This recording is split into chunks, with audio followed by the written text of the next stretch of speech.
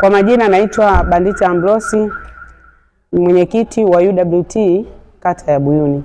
Lakini pia namshukuru mheshimiwa diwani wetu dada Jessica Moto, kwa kweli anaipendezesha Buyuni yetu.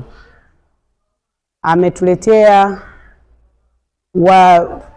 watu wa vitambulisho ili wamama au wajasiriamali wa Buyuni wadogo wasipate shida. Ninampongeza sana diwani wa kata hii ya Buyuni.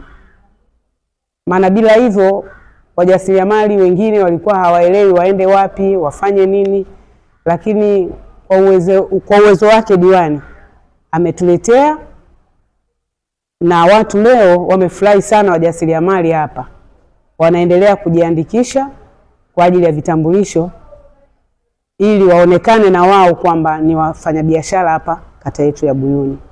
Leo nipo katika kata ya Buyuni ambayo ipo katika kanda namba 7 halmashauri ya jiji la Dar es Salaam kwa ajili ya kuwasajili wafanyabiashara ndogo ndogo ambao wanaishi maeneo ya kata ya Buyuni.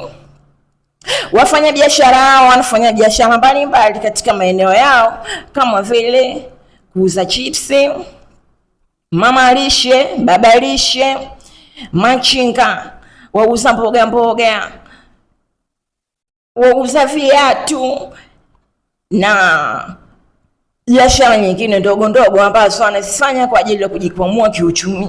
Jason Samuel Selenda ni mjasiriamali. Tuko mahali hapa kwa ajili ya kufuata taarifa ambayo tumepokea mitaani kwamba kuna mkopo ambao kuna mkopo ambao umeletwa kwa ajili ya kutuinua sisi wajasiriamali wadogo na wakubwa.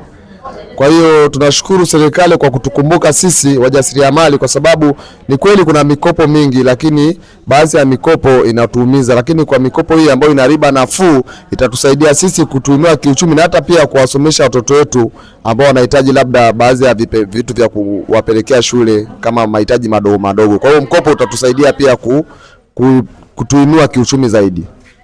Naitwa Agnes Focus.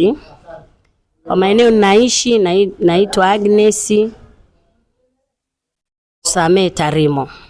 Tuko mahali hapa, kuna zoezi zilitokea kwa muda mrefu. Kweli tulikuwa na changamoto nalo, tulifaidika nalo. Na tunamshukuru Mungu kama limerudi tena.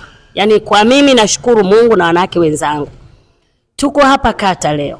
Jana tumepata taarifa za kuambiwa kwamba kuna mkopo rahisi wa Mama Samia utukwamue sisi kina mama ambao biashara zetu ndogo ndogo za mabarabarani na za kubeba kichwani.